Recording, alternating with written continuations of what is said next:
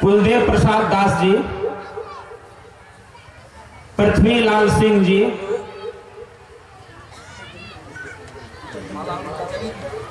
गुरु महाराज को प्रणाम करते हुए बाल जोगी जी को माल्यार्पण करेंगे। पहले गुरु महाराज को प्रणाम करेंगे। सबके सब पहले गुरु महाराज को प्रणाम कीजिए, तब हमारे बाल जोगी जी को माल्यार्पण कीजिए। श्री सदगुरु महाराज की जय। पृथ्वीलाल सिंह जी, कुलदेव प्रसाद दास जी, गुरु महाराज को प्रणाम कीजिए।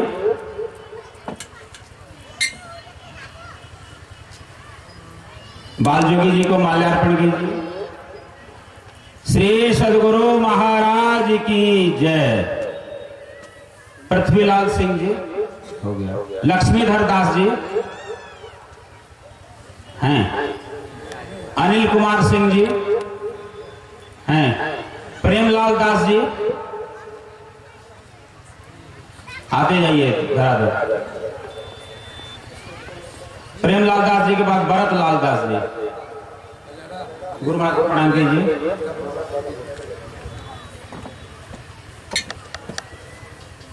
श्री सदगुरु महाराज की जय। बाल जोगी जी को माल्यार्पण करते हुए, कौन है? प्रेमलाल जी, प्रेमलाल दास जी, भरत लाल दास जी,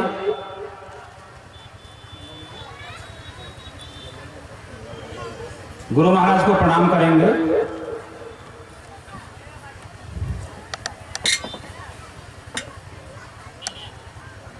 तैयार रहेंगे रोहित कुमार दास जी,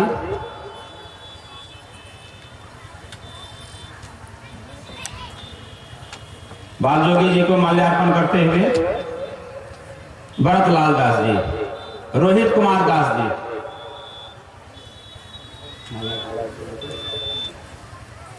गुरु महाराज को प्रणाम कीजिए।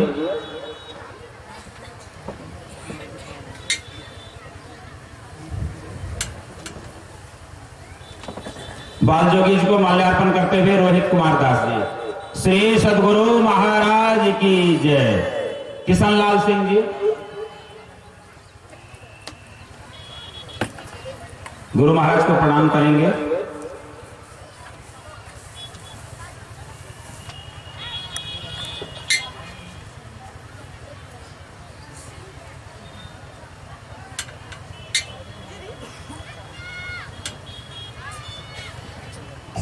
बाल जोगी जी को माल्यार्पण करते हुए श्री सदगुरु महाराज की जय। परमेश्वर प्रसाद दास जी,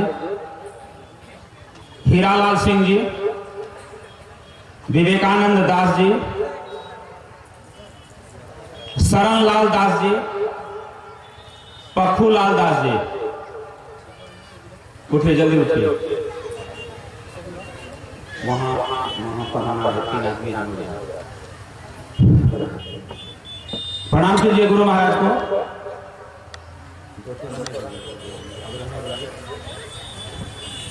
नारायण उस तरफ जाइए, उस तरफ जाइए, आप उधर जाइए ना। नारायण बाबा को पहनाइए गले में। कहाँ है नारायण बाबा? खोजिए मंच पर, उनके गले में पहनाइए।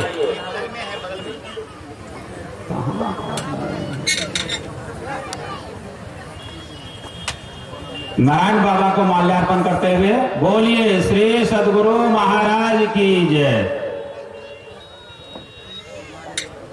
लखनलाल सिंह जी हैं। कौन है? हीरालाल दास जी, गुरु महाराज को प्रणाम कीजिए। और वहां जाइए, कृष्णदेव बाबा को माल्यार्पण कीजिए।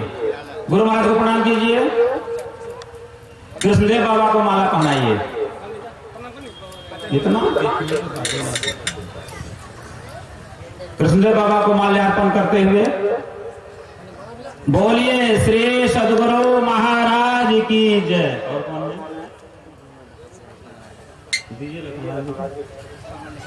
गुरु महाराज को प्रणाम कीजिए। महावीर दास जी का माला पहनाना।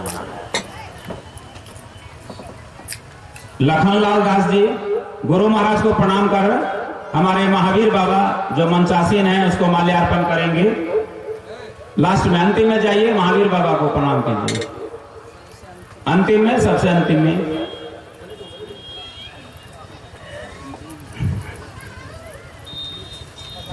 बोलिए श्री सदगुरु महाराज की जय। एक मुख्य छूट गया है नाम, हुए हैं हमारे कनकलाल सिंह जी, जिन्होंने कल के लिए रखा था, लेकिन मैं आज ही उनको आमंत्रित कर रहा हूं, क्योंकि इस जग के कर्ता धर्ता सब यही हैं। इनके ही माथे पर सबसे अधिक भार था, और इतना विराट यज्ञ जो देख रहे हैं उसमें सबसे अधिक योगदान इनका है, कनकलाल सिंह जी का। गुरु महाराज को प्रणाम कर रहे हैं, इस जग के कर्ता धर्ता कनकलाल बाबू, और बालजोगी जी को माल्यार्पण करेंगे। बालजोगी जी को माल्यार्पण करते हुए बोलिए श्री सदगुरु महाराज की जय।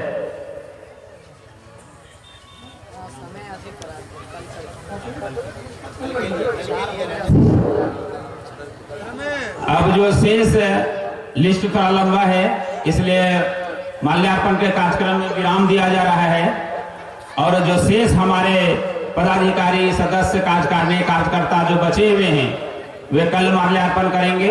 माल्यार्पण के कार्यक्रम को यही विराम दिया जा रहा है। अब आप लोग जिनकी वाणी सुनने के लिए दूर दराज से पधारे हैं, विदेशों की धरती पर से ही यहाँ आए हैं, अब मैं उन्हीं को आमंत्रित करता हूँ। संत मत के गंभीर ज्ञान के संदेश वाहक, भागवत सार के हंसग्राही, भक्त वांछना कल्पतरो, शाश्वत शांति के प्रचारक, आत्म शांति के उद्गाता, सद्गुरु ज्ञान के विश्वदूत स्तंभ, साधना एवं सरलता की प्रतिमूर्ति, ऋषि चेतना के प्रतीक, पूज्यपाद बाल योगी श्री आशीष आनंद जी महाराज से आग्रह करता हूँ कि वे अपने अमृतमय प्रवचन से हम लोगों को लाभान्वित करें। बाल योगी श्री आशीष आनंद जी महाराज।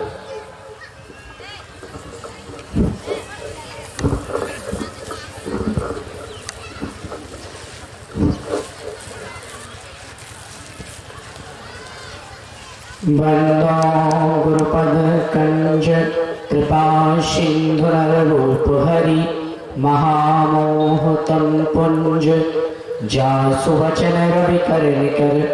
मेरा मुझ में कुछ नहीं, जो कुछ है गुरु तोर, तेरा तुझको सौंपते क्या लागत है मोर। गुरु ब्रह्मा गुरु विष्णु गुरु देवो महेश्वर, गुरु साक्षात् परब्रह्म तस्मै श्री गुरुवे नमः। धन्य धन्य सद्गुरु सुखद महिमा कही न जाय, जो कछु कहूँ तुम्हारी कृपा मोते कछु न वसाय।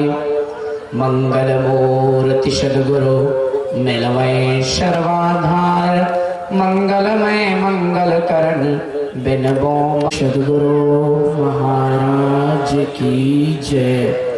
श्री सद्गुरु महाराज की जय। श्री सद्गुरु महाराज की जय। परमादरणीय, प्रातः स्मरणीय, सायं वंदनीय, सारे राष्ट्र नहीं अपितु समग्र विश्व के पूजनीय, संत शब्द को वास्तविक अर्थ प्रदान करने वाले, तप त्याग साधना एवं ब्रह्म आराधना की प्रतिमूर्ति, ब्रह्म ज्ञान की ज्योति को जगत के कण कण में प्रज्वलित करने वाले, अज्ञानाधीन ब्रह्मांड को अपने ज्ञानालोक से आलोकित करने वाले, भक्ति की गंगा को वसुंधरा के प्रत्येक वातावरण में प्रवाहित करने वाले, अखिल विश्व को शांति सुधा का पान कराने वाले, 20वीं सदी के महान संत मत के महान आचार्य, अनंत श्री विभूषित, अव्यक्त रूप में मंचासीन, ब्रह्मलीन, तेजस्वी, ओजस्वी, तपस्वी, यशस्वी, मनस्वी, त्यागी, बैरागी तथा ईश्वर अनुरागी, परमहंस योगी, परमाराध्य श्री सद्गुरुदेव भगवान के त्रैलोक पावन, पतित पावन, विश्व वंदनीय, परम पूज्यपाद युगल श्री चरणों में मेरा कोटि कोटि नमन, मेरी ओर से बारंबार प्रणाम। व्यक्त रूप में मंचासीन श्रद्धेय महात्मागण, विद्वत प्रवण, दूर दराज से आए हुए समावेत समादरणीय समुपस्थित सत्संग अनुरागी महानुभावों, प्यारे बच्चों, भारत के भविष्य स्वरूप युवा बंधुओं एवं अनुभव ज्ञान की प्रतिमूर्ति गांधी, बुद्ध तथा विवेकानंद के आचरणों को चरितार्थ करने वाले पिता तुल्य बुजुर्गों एवं सहनशीलता की प्रतिमूर्ति शक्ति स्वरूपा, देवी स्वरूपा, सीता, अनुसुईया और सावित्री के चरित्रों को चरितार्थ करने वाली आदरणीय माताओं तथा विशालता की पराकाष्ठा मीराबाई, सहजोबाई और लक्ष्मीबाई सदृश पुण्यवती, भक्तिमती, धर्मशिला बहनों तथा मानव जीवन का सबसे महत्वपूर्ण कर्म करने के लिए एकत्रित हुए, उपस्थित हुए, पधारे हुए समस्त श्रोतागणों, और भी जहां तक इस ध्वनि विस्तारक यंत्र के माध्यम से मेरी ये ध्वनि जा रही है, आप सबों की जीवात्मा में बसे हुए उस परम प्रभु परमात्मा को, उस सत्य स्वरूप सच्चिदानंद को मेरा कोटि कोटि नमन, मेरी ओर से बारंबार दंडवत। यत्र तत्र से हम सभी ज्ञानालाभ लेने के लिए यहां एकत्र हुए। अभी का प्रतिपाद्य विषय भक्ति की महिमा। भक्ति करने से क्या लाभ होता है? परमात्मा की भक्ति का क्या महत्व है? परमात्मा की भक्ति की क्या गरिमा है? परमात्मा की भक्ति की क्या उपादेयता है? भक्ति की क्या सार्थकता है? जीवन में भक्ति की कितनी प्राथमिकता होनी चाहिए? ये अभी का प्रतिपाद्य विषय। हम अपने जीवन में कई कार्यों को प्राथमिकता देते हैं, उसमें से कुछ कार्य पारिवारिक होते हैं और कुछ कार्य हमारे व्यक्तिगत होते हैं, परंतु न पारिवारिक न व्यक्तिगत, इन सब से ऊपर पारमार्थिक कार्य यदि हम उन्हें अपने जीवन में प्राथमिकता देना प्रारंभ कर दें तो जीवन धन्य हो सकता है। तो उन कार्यों को प्राथमिकता देना चाहिए। इसी के संदर्भ में अभी आपको पाठ करके सुनाया गया, जितने भी महान ऋषि मुनि हैं, सबका मत, सबके विचार, सबका कथन यही है कि परमात्मा की भक्ति करनी चाहिए। शिव अज सुख सनकादिक नारद, जे मुनि ब्रह्म विचार विशारद, सब कर मत खग नायक एहा, करियो राम पद पंकज नेहा। ये पाठ करके आपको सुनाया गया है। शिव जी, सुखदेव जी, सनकादिक ऋषि, ब्रह्मा जी, जितने भी महापुरुष हैं, नारद जी, इन सब का यही मत है। काकभुसुंडी जी कहते हैं, हे गरुड़ जी, इन सब का यही कथन है, इन सब के यही विचार हैं, इन सब का यही निर्देश है, इन सब का यही कहना है कि परमात्मा के चरणों में प्रेम होना चाहिए।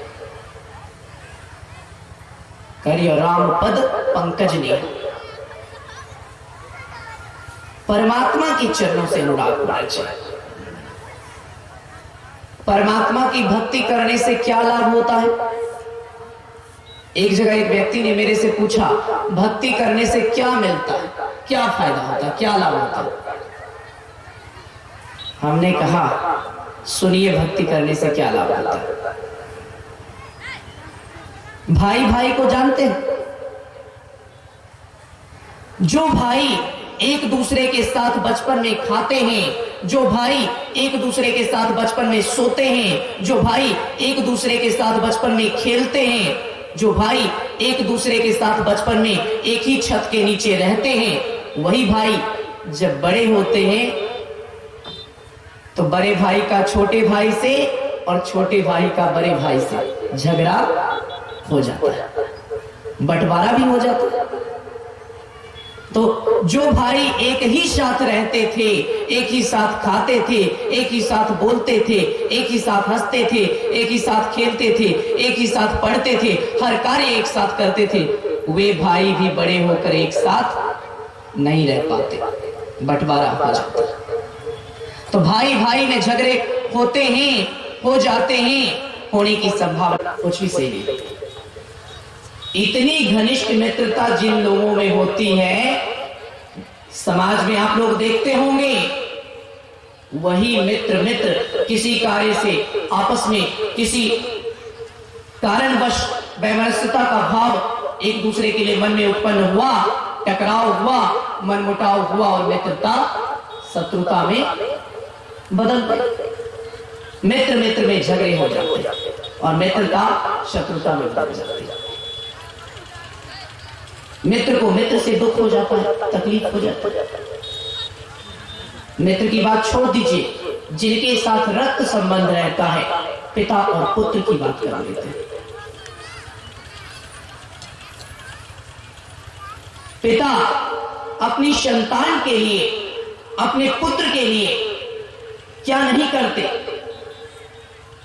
जितना भी अर्थ लाभ कमाते हैं, उससे जो भी संपत्ति बनाते हैं, सब कुछ छोड़कर अपनी सारी संपत्ति का उत्तराधिकारी हर माता पिता अपने संतान को बनाते।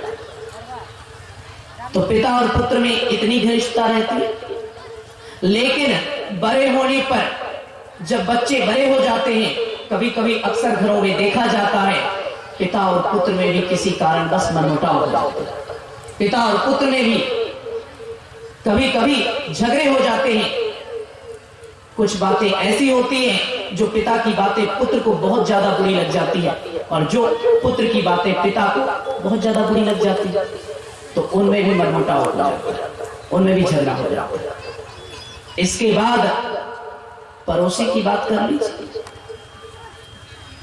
आप जहां रह रहे हैं, आस पड़ोस में जो आपके बगल के पड़ोसी हैं, बड़ी घनिष्ठता रहती है, एक दूसरे का सहयोग करते हैं। और कभी ऐसा होता है उसी पड़ोसी से इतना ज्यादा दुश्मनी हो जाता है, इतनी अधिक शत्रुता हो जाती है, उसी पड़ोसी का चेहरा भी देखना पसंद नहीं करते।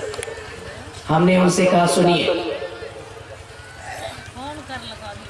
एक मित्र को दूसरे मित्र से तकलीफ हो सकता है, एक मित्र को दूसरे मित्र से दुख होता है, छोटे भाई को बड़े भाई से दुख होता है, किंतु संसार में केवल एक संबंध ऐसा है जिसमें कभी दुख नहीं होता।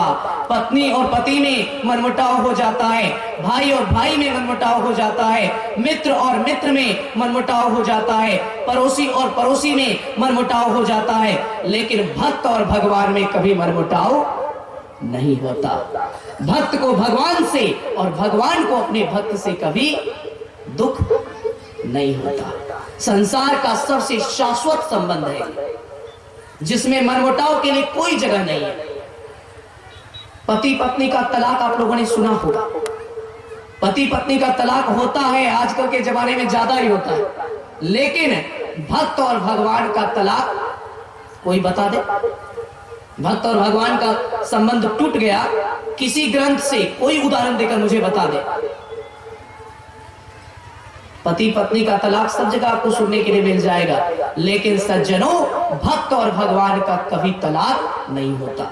एक बार भक्त और भगवान के बीच जो संबंध स्थापित हो जाता है, वो संबंध सदा सदा के लिए चिरंजीवी हो जाता है। दुनिया की कोई भी शक्ति भक्त और भगवान के बीच दूरी उत्पन्न नहीं कर सकती। सबसे शाश्वत संबंध है।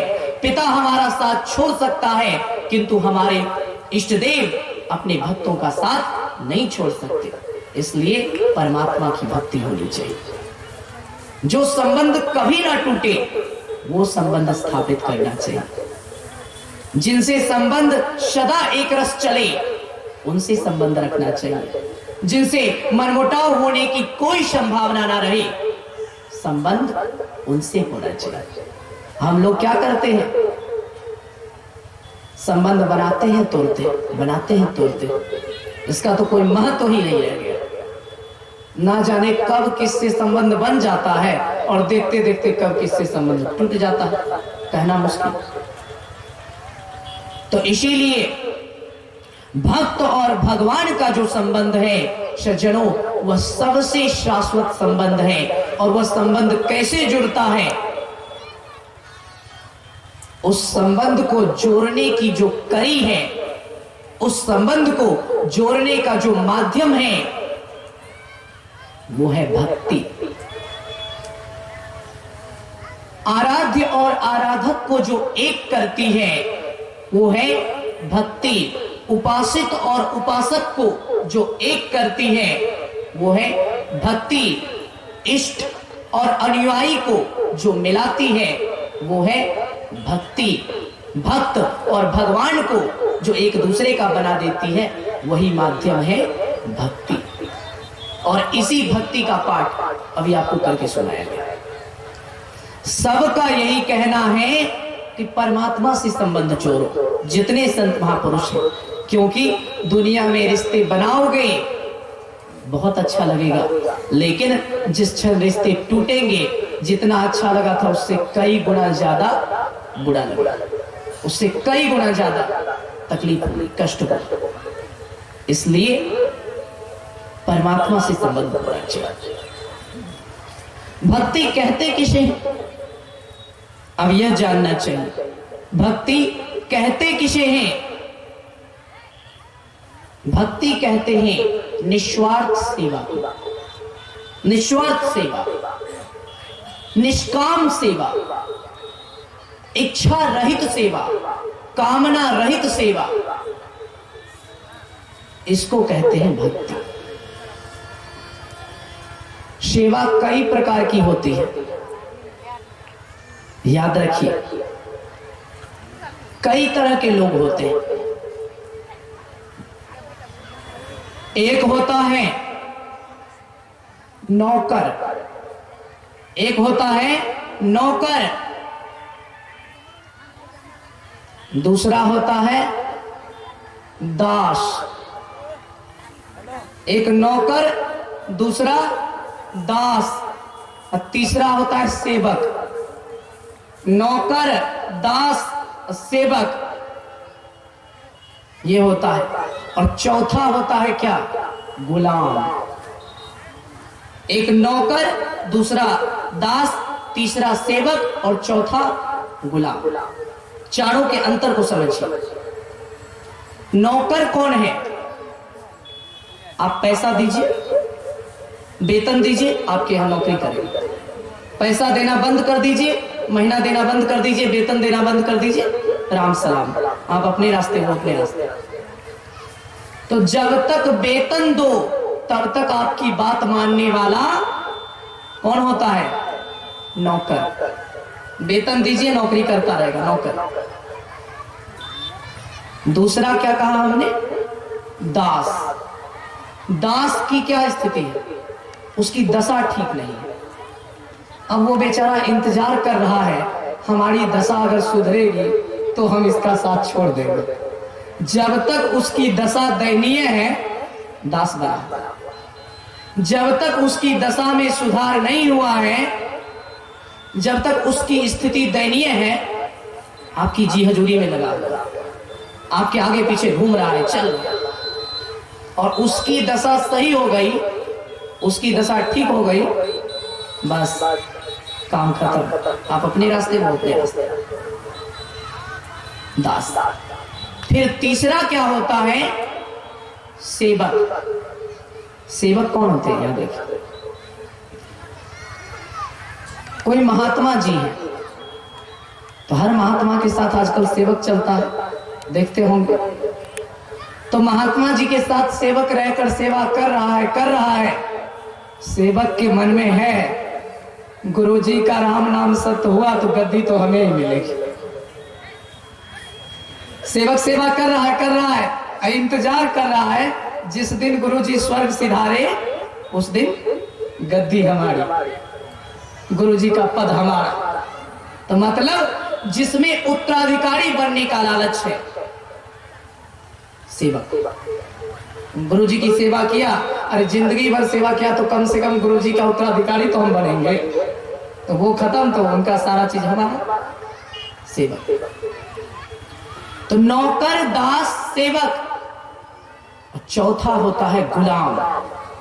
याद रखिए, गुलाम के मन में कोई स्वार्थ नहीं होता। गुलाम किसको कहते हैं? जिसको कह दोगे बोल दो अभी रात है तो दिन को रात बोल देगा, रात को बोल दोगे कि दिन है रात को दिन बोल देगा, बोल दोगे उठो उठेगा, बोल दोगे बैठ जाओ बैठेगा, बोल दोगे वहां चले जाओ चला जाएगा, बोल दोगे कहीं से कूद जाओ कूद जाएगा। मतलब आपके किसी भी आदेश पर कण मात्र भी जो शंका ना करे और जो आपके किसी भी आदेश पर कभी कोई प्रश्न ना करे, ना शंका करे ना प्रश्न करे, और ना आपसे कुछ पाने की इच्छा हो।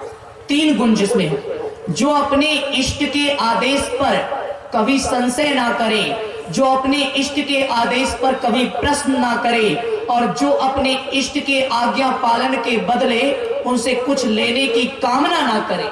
ये तीन गुण जिसमें है सज्जनों, वो गुलाम होता है। परमात्मा नौकर को नहीं मिलते, परमात्मा दास को नहीं मिलते, परमात्मा सेवक को नहीं मिलते। परमात्मा को अगर पाना है तो सबसे चौथा जो कठिन होता है गुलाम बनना। गुलाम बनना पड़ेगा, दिन रात गुलामी करनी पड़ेगी, बिना स्वार्थ के, बिना कुछ पाने की इच्छा के। दिन रात गुलाम की तरह खटना होगा, दिन रात गुलाम की तरह रहना होगा, गुलामी करनी पड़ेगी। और जब तक गुलाम नहीं बनेंगे तब तक गोविंद नहीं मिलेंगे। परमात्मा उसी को मिलते हैं जो गुलाम बनता है।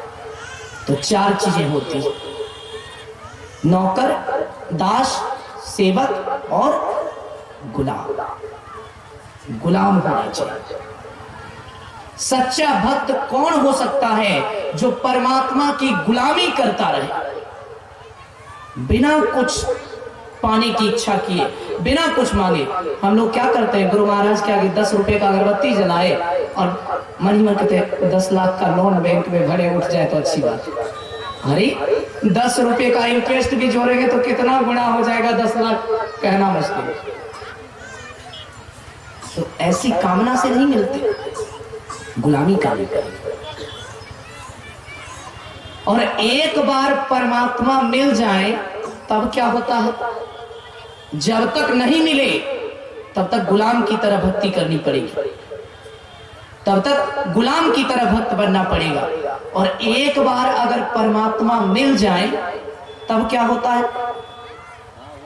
एक बार परमात्मा मिल जाए, जब तक परमात्मा नहीं मिले हैं तब तक परमात्मा बहुत महंगे हैं और उपासना करने वाला उपासक बहुत सस्ता है। जब तक भगवान नहीं मिले हैं भगवान महंगे हैं और भक्त का कोई वैल्यू नहीं है, भक्त का कोई महत्व नहीं है, भक्त सस्ता है। और एक बार अगर परमात्मा मिल जाए तो परमात्मा इतने सस्ते हो जाते हैं, इतने सस्ते हो जाते हैं कि परमात्मा सस्ते हो गए और भक्त इतना महंगा हो जाता है, इतना महंगा हो जाता है कि भक्त इतराता रहेगा और भगवान आपके पीछे घूमते रहे। बस एक बार मिलने की देरी, एक बार मिलने की देरी। इस उदाहरण को कैसे समझना है, आइए अभी के समय का के एक उदाहरण के हिसाब से समझते हैं। आप देखते होंगे कोई लड़का बहुत बड़ी नौकरी में चला जाए, लड़का बहुत बड़ी नौकरी में चला जाए, बहुत वेतन मिल रहा है, बहुत बड़े पद पर चला गया। अब लड़के का जब रिश्ता जोड़ने की बारी आती है, लड़का जो होता है, जब लड़के के विवाह की उम्र होती है, माता पिता जाते हैं रिश्ता जोड़ने, हमें ऐसी लड़की नहीं चाहिए, हमें वैसी लड़की नहीं चाहिए, वैसी लड़की को छांटते रहेंगे। और तब क्या होता है, लड़की मन ही मन सोचती है जितना तुझे छांटना है तू छांटता रह, एक बार तुझसे शादी हो जाए उसके बाद जिंदगी भर मैं तुझे छांटूंगा, पहले तू मुझे छांट, एक बार शादी होने दे उसके बाद मैं तुझे छांटती रहूंगी।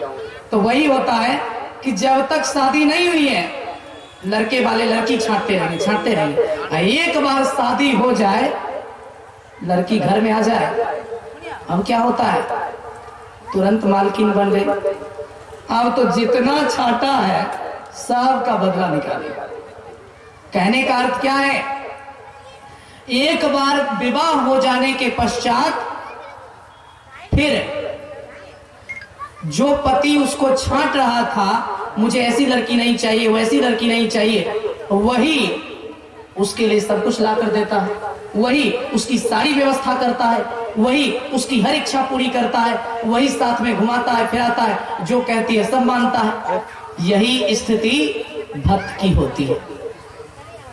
भक्त भी उस लड़की की तरह है जिसको परम प्रभु परमात्मा रूपी पति से, जिसकी शादी नहीं हुई है, जब तक शादी नहीं हुई है तब तक परमात्मा छांटते रहेंगे। एक बार शादी हो जाए फिर क्या कहना, फिर तो हम महंगे हो जाएंगे और भगवान सस्ते। यही है भक्ति का महत्व। फिर हम महंगे और भगवान सस्ते, जब तक नहीं मिले हैं तब तक भगवान महंगे हम सस्ते, एक बार मिल गए भगवान सस्ते और हम महंगे। यही भक्ति का नियम है। इसलिए भक्त बनना होगा। जब तक नहीं मिले तब तक तो जो कहेंगे सब करना पड़ेगा। एक बार मिल गए फिर कभी नहीं छोड़ सकते। इसलिए परमात्मा की ऐसी सच्ची और निष्काम भक्ति होनी चाहिए। अभी आप सुन रहे थे, सारी असंभव चीजें संभव हो सकती हैं कदाचित, परंतु परमात्मा की भक्ति के बिना जीव सुखी हो जाए ये कभी संभव नहीं। शायद बालू के पेरने से तेल निकल जाए, ये भी हो सकता। पानी के मथने से घी निकल जाए, परंतु परमात्मा की भक्ति के बिना जीव सुखी हो जाए ये सपने में भी संभव नहीं है। इसलिए परमात्मा की भक्ति होनी चाहिए। इसके बिना तो हमें क्या लाभ है। संत कबीर साहब कहते हैं परमात्मा कैसे मिलते हैं, जोग जुगति से रंग महल में अब पिए पायो अनमोल रे। योग की युक्ति से रंग महल में, संत कबीर साहब दाम्पत्य भाव में समझाते हैं, पति पत्नी के भाव में समझाते हैं। रंग महल किसको कहते हैं, जहां पति और पत्नी का एक दूसरे से मिलाप होता है उसको कहा जाता है रंग महल।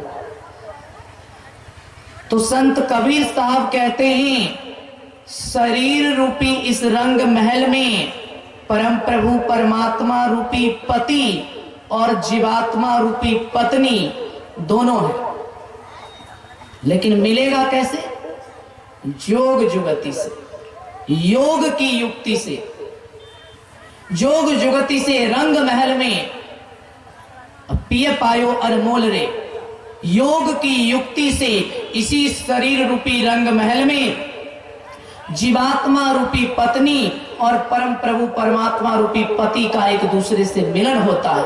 और जब मिलन होता है तो वह पति कैसा है, कबीर साहब से किसी ने पूछा कि वो पति कैसा है, तो संत कबीर साहब ने कहा पिय पायो कैसा है, अनमोल रे, अमूल्य है, उनका कोई मूल्य ही नहीं दे सकता। उनके महत्व का, उनके मूल्य का कोई मूल्यांकन करने वाला आज तक हुआ ही नहीं, अनमोल है। और जब ऐसे अनमोल पति मिल जाए तब क्या होता है, कहे कबीर आनंद भयो है। परमात्मा के प्राप्त होने पर आनंद की वर्षा होती है। याद रखिए, आपको धन मिल जाए सुख होगा, आपको पुत्र मिल जाए सुख होगा, सुंदर पत्नी मिल जाए सुख होगा, संपत्ति बन जाए सुख होगा, सम्मान मिल जाए सुख होगा, प्रतिष्ठा मिल जाए सुख होगा, किंतु परमात्मा जब तक नहीं मिलेंगे तब तक आनंद नहीं होगा। सुख और आनंद दोनों अलग अलग चीजें। बोलचाल की भाषा में लोग कह देते हैं सुख आनंद, दोनों को एक साथ बोलचाल की भाषा में लोग बोल देते हैं, परंतु आध्यात्मिक दृष्टि से अगर देखा जाए सज्जनों, सुख अलग है और आनंद अलग है। सुख और आनंद में अंतर क्या है समझिए, आइए विचार करते हैं। सुख किसको कहते हैं और आनंद किसको कहते हैं? सुख और आनंद में क्या अंतर है? ऐसा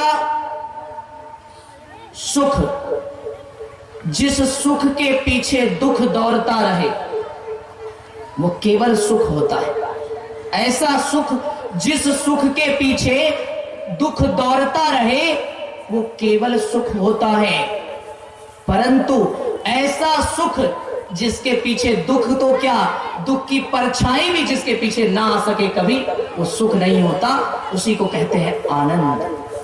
तो संत कबीर साहब ने कहा, कहे कबीर आनंद भयो है, परमात्मा रूपी पति के मिलने पर सुख नहीं मिलता है, आनंद मिलता है। कहे कबीर आनंद भयो है, अब बाजत अनहत ढोल रे, अनंत आनंद का नगारा बजने लगता है, ढोल बजने लगता है। तो सुख और आनंद में क्या अंतर है समझिए। पुत्र है, पुत्र का जन्म होता है, सुख होता है, सुख होता है,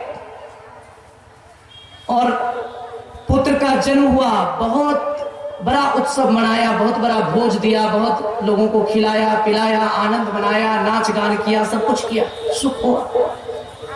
और कदाचित दुर्घटना हो जाए और युवा अवस्था में ही उसी पुत्र की मृत्यु हो जाए, कामना कीजिए क्या होता। पुत्र जन्म के समय जितना सुख हुआ था, पुत्र की अगर अकाल मृत्यु हो जाए उससे कई गुना अधिक दुखों का पहाड़ टूट पड़ता है। दशरथ जी को क्या हुआ? श्री राम के जन्म पर इतना बड़ा उत्सव मनाया, इतना बड़ा उत्सव मनाया जिसका वर्णन करना कठिन था। और श्री राम जब वन में जाने लगे, इतना दुख हुआ, इतना दुख हुआ कि उस दुख को बर्दाश्त नहीं कर पाए, उस दुख को सह नहीं पाए और राम वियोग में तरफ तरफ कर मर गए। ये क्या है? राम जैसा पुत्र जिसको मिला उसको भी पुत्र के साथ सुख के साथ दुख भी मिला, ऐसा भयंकर दुख मिला कि उसी दुख के कारण मृत्यु हो गई। श्री राम जैसे पुत्र से जब दुख हो गया तो हम लोगों का पुत्र तो औरंगजेब जैसा होता है, हम लोगों का पुत्र तो कंस जैसा होता है, हम लोगों का पुत्र तो रावण जैसा होता है। तो राम जैसे पुत्र से जब दुख मिल सकता है तो क्या औरंगजेब जैसे पुत्र से सुख मिलेगा? क्या अजात शत्रु जैसे पुत्र से सुख मिलेगा? इतिहास में पढ़िए, हर्यक वंश के संस्थापक थे महाराज बिंबिसार, मगध नरेश बिंबिसार मगध के राजा थे। और उनकी महारानी जब गर्भवती थी, एक दिन राजा रानी में बातचीत हो रही थी, तो राजा बड़ी प्रेम भरी बातें रानी से कर रहे थे। तो रानी को राजा ने कहा, महारानी तुम मुझे इतना अमूल्य उपहार दे रही हो, मगध को उसका उत्तराधिकारी देने वाली हो, कि बदले में तुम जो कहो मैं वो तुम्हें देने के लिए तैयार हूं। रानी मजाक करती है, मैं जो कहूंगी आप कर लेंगे? राजा ने कहा हाँ कहो क्या कहना है। रानी गंभीर रूप से नहीं बोलती है, परिहास करते हुए, व्यंग करते हुए, मजाक करते हुए रानी कहती है, अच्छा अगर आप मेरे लिए कुछ भी कर सकते हैं तो मेरी इच्छा है कि मैं आपका रक्त पान करूं, मेरे लिए आप अपना खून बहा सकते हैं। राजा ने क्या किया, तुरंत आन बान में अपनी कटार निकाली और अपने हाथ को काटकर खून की बूंदें जमीन पर गिराने लगा। राजपुरोहित ने भविष्यवाणी की, महाराज जिस बालक के गर्भ में आने पर आपकी पत्नी के मन में ऐसा मजाक करने की प्रवृत्ति आई, आपकी पत्नी ने आपका खून पीने की बात कही, वो बालक अशुभ है। बड़ा होकर यही बालक आपका हत्यारा बन जाएगा, बड़ा होकर यही बालक आपको मार डालेगा। इतिहास को पढ़िए, पितृहंता के नाम से किसे जाना जाता है? अजातशत्रु। पितृहंता के नाम से किसे जाना जाता है? उत्तर मिलेगा अजातशत्रु। वही बालक आगे चलकर महाराज बिंबिसार का पुत्र, मगध का अगला राजा अजातशत्रु हुआ, हर्यक वंश का सबसे क्रूर राजा, और उसने अपने ही पिता को मार डाला। तो कहने का अर्थ यह है कि जब राम जैसे पुत्र से दुख मिला तो क्या अजातशत्रु जैसे बेटे से सुख मिलेगा? कभी मिल सकता है? नहीं मिल सकता। तो पुत्र से सुख मिलता है, लेकिन उसके पीछे दुख भी दौड़ते रहता है, तुरंत दुख मिलवा दी। बड़ी सुंदर कांच की अलमीरा बनवा लिए, कांच का सारा टुकड़ा सब जगह लगा दिए, बहुत सुंदर लगता है, बहुत कीमती घर है। और अगर पत्थर मारकर कोई लुटेरा, कोई चोर पत्थर मारकर आपके घर के शीशे को फोड़ दे, घर को देखकर, शीशे की सुंदरता को देखकर जितना सुख मिल रहा था, वो शीशा क्या टूटता है, लगता है कि कलेजा फट गया। इतना मेहनत से बनाया और खत्म हो गया, इतना मेहनत से बनाया और नष्ट हो गया, तो उसमें भी दुख है। सुख मिला, लेकिन सुंदर घर में एक खरोंच भी लग जाए तो घर में रहने वाले को बहुत दुख होता है, दुख होता है। पत्नी को ले लीजिए, नई नई शादी हुई, बहुत सुख हुआ, बहुत आनंद हुआ, घूमे फिरे बहुत, लेकिन वही पत्नी कभी कभी डपट कर ऐसा जवाब दे देती है, लगता है कि कुछ नहीं है भैया। तो सुख हुआ और तुरंत दुख भी हो गया। यानी संसार के जितने पदार्थ हैं और संसार में जितने संबंध हैं, उनसे सुख मिलता है, किसी से आनंद नहीं मिलता। सुख और आनंद में अंतर क्या है? वह चीज जिससे थोड़ा सुख मिले और बाद में दुख मिले, वह केवल सुख है, उसको आनंद नहीं कह सकते। और आनंद क्या है सज्जनों? आनंद वह है जिसमें केवल सुख ही सुख है, दुख की परछाई भी नहीं आ सकती। तो संत कबीर साहब ने कहा, जोग जुगति से रंग महल में पिय पायो अनमोल रे, कहे कबीर आनंद भयो है बाजत अनहद ढोल रे। अनंत आनंद का नगारा बजने लगता है। परमात्मा के मिलने से सुख नहीं, परमात्मा के मिलने से आनंद मिलता है। दो चीजें होती हैं याद रखिए, एक होता है पदार्थ, पौ से पदार्थ और पौ से परमात्मा। पदार्थ से सुख मिलता है जो नश्वर होता है, और परमात्मा से आनंद मिलता है जो अविनाशी होता है।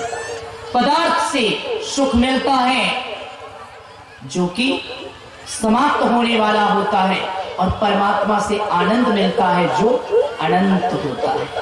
यही अंतर है सुख और आनंद।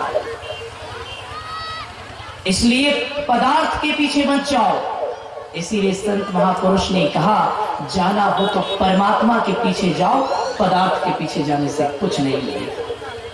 पदार्थ के पीछे जाने से कुछ नहीं मिलेगा।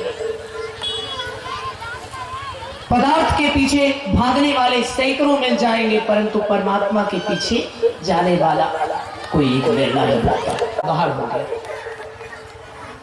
माता पिता कह देते हैं, अब ये लड़का कुछ भी करेगा मैं इसकी जिम्मेदारी नहीं लूंगा, ये बात से बाहर चला गया। ये कुछ भी करेगा, ये अपने किए का फल खुद भोगेगा।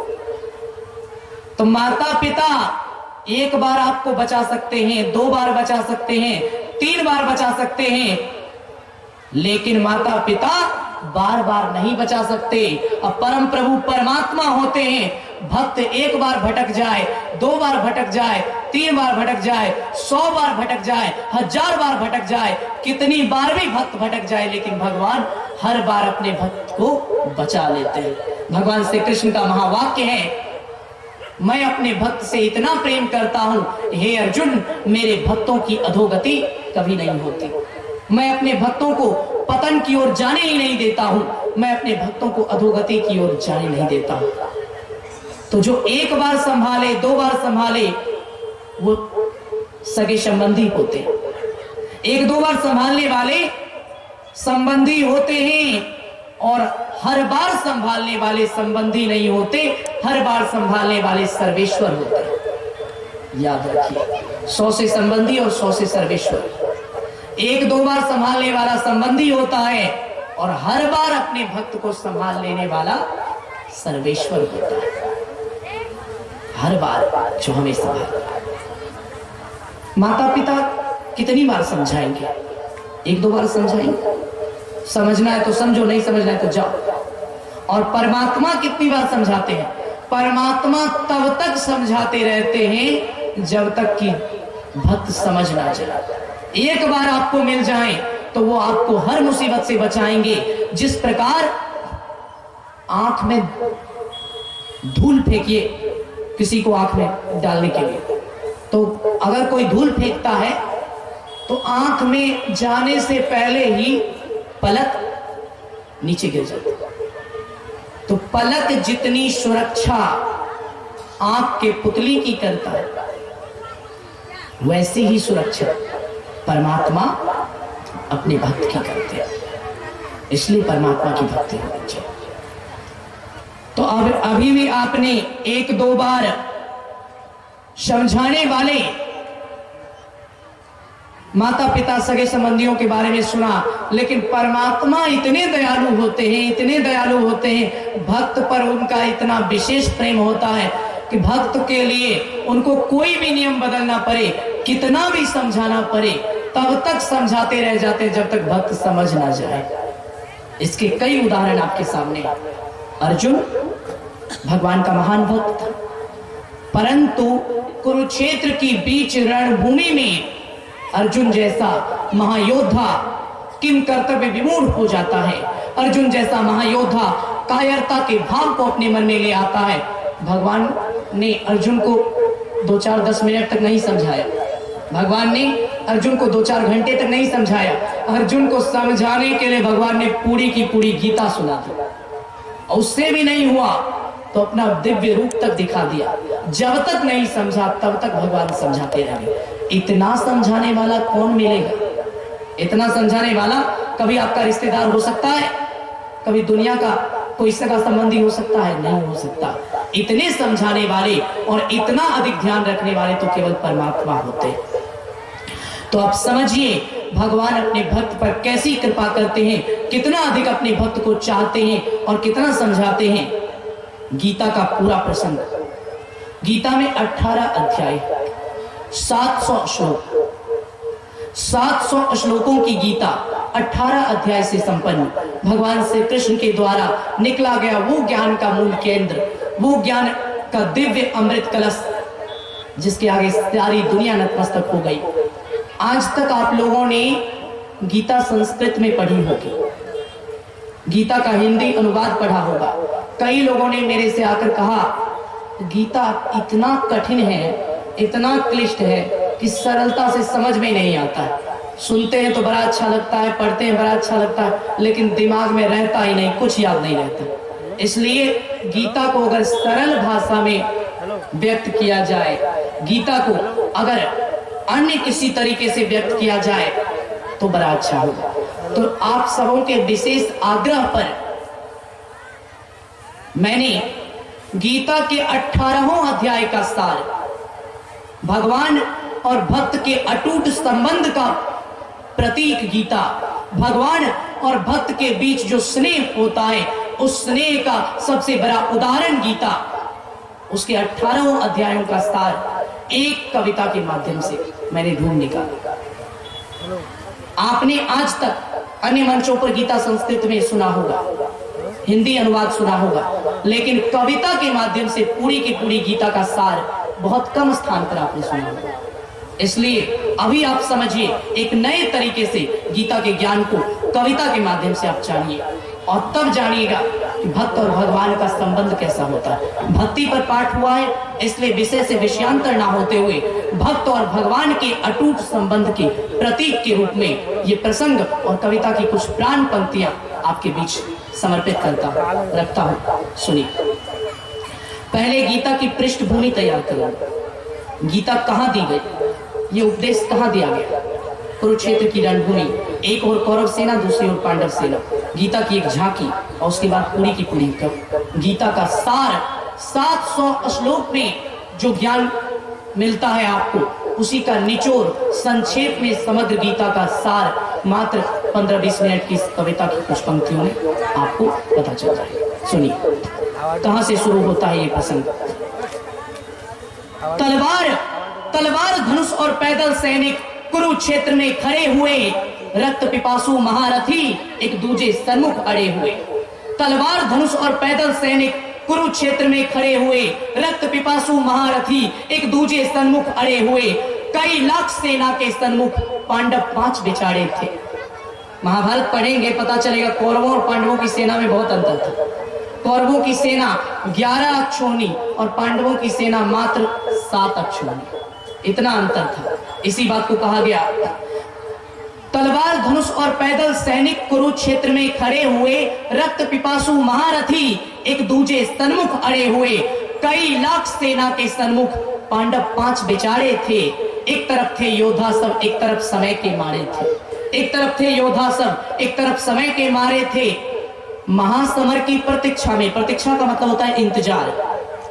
कुछ ऐसे शब्द जिनका अर्थ बहुत लोग जानते होंगे, कुछ लोग नहीं जानते होंगे, इसलिए एक एक शब्द का सही अर्थ बताता जाऊंगा ताकि पंक्तियों को समझने में कोई दिक्कत ना हो। महासमर की प्रतीक्षा में सारे ताक रहे थे जी, और पार्थ के रथ को स्वयं केशव हाँक रहे थे जी। महासमर की प्रतीक्षा में सारे ताक रहे थे जी, और पार्थ के रथ को स्वयं केशव हाँक रहे थे जी। कविता के माध्यम से एक चित्र बनाता हूं, भगवान कैसे घोड़े पर सवार है, और हर सनातन परिवार में, बहुत परिवार में ये चित्र रहता है। कविता के माध्यम से ही वो चित्र, वो झांकी आपको याद आ जाएगा। सुनिए, महासमर की प्रतीक्षा में सारे ताक रहे थे जी, और पार्थ के रथ को स्वयं केशव हाँक रहे थे जी।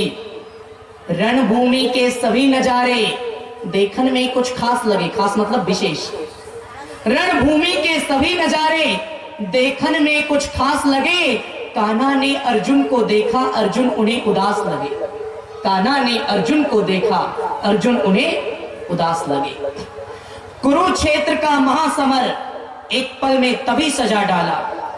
कुरुक्षेत्र का महासमर एक पल में तभी सजा डाला। 5 जन्य उठा कृष्ण ने, मुख से लगा बजा डाला। 5 जन्य उठा कृष्ण ने, मुख से लगा बजा डाला। 5 जन्य भगवान श्री कृष्ण के शंख का नाम है। गीता में कहा गया, 5 जन्य हृषिकेशो देवदत्तम धनंजय पौंड्रक दद्मो महाशंख भीम कर्मा वृकोदर। मतलब इस श्लोक में बताया गया भगवान श्री कृष्ण के शंख का नाम है 5 जन्य। तो उसी बात को कहा गया, कुरुक्षेत्र का महासमर एक पल में तभी सजा डाला। 5 जन्य उठा कृष्ण ने, मुख से लगा बजा डाला। शंखनाद हुआ जैसे ही सबका गर्जन शुरू हुआ, रक्त बिखरना हुआ शुरू और सबका मर्दन शुरू हुआ। कहा कृष्ण ने, एक उर्दू शब्द आएगा इस कविता में, तासीर। इसका पहले ही हिंदी मतलब बता देता हूं। तासीर का अर्थ होता है ताकत, तासीर का अर्थ होता है शक्ति, बल, सामर्थ्य। भगवान श्री कृष्ण कह रहे हैं अर्जुन से, कहा कृष्ण ने, उठ पार्थ और एक आंख को मीच जरा। कहा कृष्ण ने, उठ पार्थ और एक आंख को मीच जरा। मीचना मतलब एक आंख को बंद करना।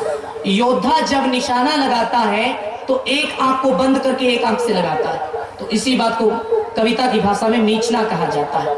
कहा कृष्ण ने, उठ पार्थ और एक आंख को मीच जरा। गांडीव पर रख बाणों को, प्रत्यंचा को खींच जरा। गांडीव पर रख बाणों को, प्रत्यंचा को खींच जरा। आज दिखा दे रणभूमि में योद्धा की तासीर, यहां तासीर मतलब ताकत। आज दिखा दे रणभूमि में योद्धा की तासीर यहाँ, इस धरती पर कोई नहीं अर्जुन के जैसा वीर यहाँ, इस धरती पर कोई नहीं अर्जुन के जैसा वीर यहाँ। भगवान अर्जुन का कॉन्फिडेंस बढ़ाया है और अर्जुन पर उल्टा असर हो। भगवान ने इतना कहा, अर्जुन पर उल्टा ही असर हो। कहा कृष्ण ने, उठ पार्थ और एक आंख को मीच जरा, गांडीव पर रख बाणों को प्रत्यंचा को खींच जरा, आज दिखा दे रणभूमि में योद्धा की तासीर यहाँ, इस धरती पर कोई नहीं अर्जुन के जैसा वीर यहाँ। सुनी बात माधव की तो अर्जुन का चेहरा उतर गया, सुनी बात माधव की तो अर्जुन का चेहरा उतर गया, एक धनुर्धारी की विद्या मानो चूहा उतर गया, एक धनुर्धारी की विद्या मानो चूहा उतर गया। अर्जुन ने सुना, चेहरा मुंह लटक गया, चेहरा उतर गया। आप लोगों ने टीवी सीरियलों में भी देखा होगा, किताबों में भी पढ़ा होगा, सबको याद कीजिए। सुनी बात माधव की तो अर्जुन का चेहरा उतर गया, एक धनुर्धारी की विद्या मानो चूहा उतर गया। बोले पार्थ सुनो कान्हा, अर्जुन कह रहा है भगवान श्री कृष्ण से, बोले पार्थ सुनो कान्हा, ये जितने सन्मुख खड़े हुए हैं हम तो इनसे सीख सीख कर सारे भाई बड़े हुए हैं। बोले पार्थ सुनो कान्हा, ये जितने सन्मुख खड़े हुए हैं हम तो इनसे सीख सीख कर सारे भाई बड़े हुए हैं, हम तो इनसे सीख सीख कर सारे भाई बड़े हुए हैं। अर्जुन को याद आता है, उधर खड़े बाबा भीष्म ने मुझको गोद खिलाया है, उधर खड़े बाबा भीष्म ने मुझको गोद खिलाया है, गुरु द्रोण ने धनुष बाण का सारा ज्ञान सिखाया है, गुरु द्रोण ने धनुष बाण का सारा ज्ञान सिखाया है। सभी भाई पर प्यार लुटाया कुंती मात हमारी ने, सभी भाई पर प्यार लुटाया कुंती मात हमारी ने, कमी कोई नहीं छोड़ी थी फिर भी माता गांधारी ने, कमी कोई नहीं छोड़ी थी फिर भी माता गांधारी ने। अर्जुन को याद आ रहा है, जैसे कुंती मेरी माँ है वैसे ही गांधारी भी मेरी माँ समान है, और ये सारी बातें अर्जुन को याद आती। तो अर्जुन कह रहा है, सभी भाई पर प्यार लुटाया कुंती माता हमारी ने, कमी कोई नहीं छोड़ी थी फिर भी माता गांधारी ने, कमी कोई नहीं छोड़ी थी फिर भी माता गांधारी ने। ये जितने सन्मुख खड़े हुए हैं सभी पूजने लायक हैं, ये जितने सन्मुख खड़े हुए हैं सभी पूजने लायक हैं। माना दुर्योधन दुशासन थोड़े से नालायक हैं, माना दुर्योधन दुशासन थोड़े से नालायक हैं। अर्जुन कह रहा है भगवान से, ये जितने सन्मुख खड़े हुए हैं सभी पूजने लायक हैं, माना दुर्योधन दुशासन थोड़े से नालायक हैं। मैं अपराध क्षमा करता हूं, अर्जुन कह रहा है इन्होंने जो किया मैं सब क्षमा कर दूंगा। मैं अपराध क्षमा करता हूं, बेशक हम ही छोटे हैं, मैं अपराध क्षमा करता हूं, बेशक हम ही छोटे हैं। ये जैसे भी हैं आखिर माधव सब ताऊ के बेटे हैं, ये जैसे भी हैं आखिर माधव सब ताऊ के बेटे हैं। मैं अपराध क्षमा करता हूं, बेशक हम ही छोटे हैं, ये जैसे भी हैं आखिर माधव सब ताऊ के बेटे हैं, ये जैसे भी हैं आखिर माधव सब ताऊ के बेटे हैं। अब अर्जुन क्या कह रहा है सुनिए, छोटे से भूभाग के खातिर, भूभाग मतलब जमीन का टुकड़ा, छोटे से भूभाग के खातिर हिंसक नहीं बनूंगा मैं, छोटे से भूभाग के खातिर हिंसक नहीं बनूंगा मैं, स्वार्थ साध कर निज कुल का विध्वंसक नहीं बनूंगा मैं, स्वार्थ साध कर निज कुल का विध्वंसक नहीं बनूंगा मैं। हिंसक मतलब हत्यारा। भगवान से अर्जुन कह रहा है, छोटे से भूभाग के खातिर हिंसक नहीं बनूंगा मैं, स्वार्थ साध कर निज कुल का विध्वंसक नहीं बनूंगा मैं। आगे अर्जुन कहता है, खून सने हाथों को होता राजभोग अधिकार नहीं, आवाज सही रखिए, खून सने हाथों को होता राजभोग अधिकार नहीं, परिवार मारकर गद्दी मिले तो सिंहासन स्वीकार नहीं, परिवार मारकर गद्दी मिले तो सिंहासन स्वीकार नहीं।